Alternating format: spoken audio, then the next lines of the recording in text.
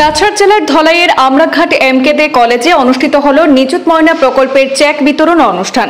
সোমবার কলেজ প্রাঙ্গণে অনুষ্ঠিত এই অনুষ্ঠানে উপস্থিত ছিলেন ধলাই বিধানসভা কেন্দ্রের বিধায়ক নিহার রঞ্জন দাস। রাজ্যের সঙ্গে সংহতি রেখে এদিন ছাত্রীদের হাতে নিযুত ময়না প্রকল্পের চেক তুলে দেন বিধায়ক।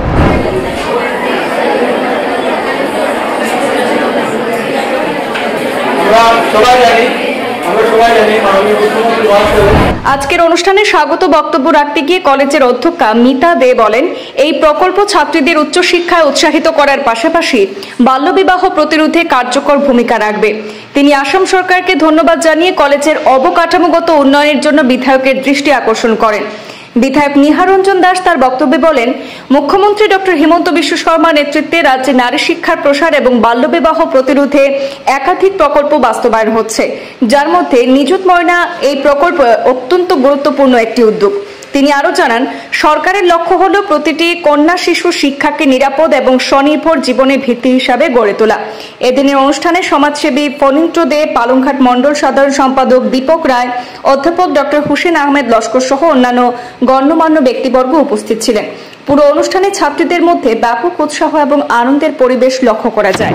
মহেন্দ্র দে কলেজ আমরাঘাটে আজকে নিযুত ময়না চেক বিতরণ অনুষ্ঠানে আমি উপস্থিত হয়েছি।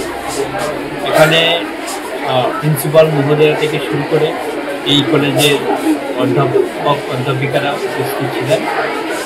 অনুষ্ঠান শুরুর আগে আমরা মাননীয় মুখ্যমন্ত্রীর বক্তব্য আমরা শুনেছি এবং এই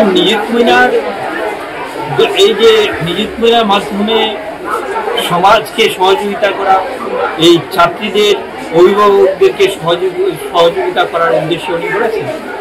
একদিকে এই পরিবারগুলোকে সহায়তা করা যাতে মেয়েরা শিক্ষার ক্ষেত্রে উৎসাহ পায়, আর একটা দিক হচ্ছে যে যাতে আসামে বাল্য বিবাহ যে হারে হচ্ছে এই বাল্য বিবাহের হারকে যাতে কমানো যায়, যাতে মেয়েরা পড়াশোনা করে, বাল্য বিবাহ যাতে কমে এবং মা বাবা যাতে মেয়েদেরকে পড়াশোনা করাতে উৎসাহিত হয়, তার জন্য এই স্কিম এনেছে।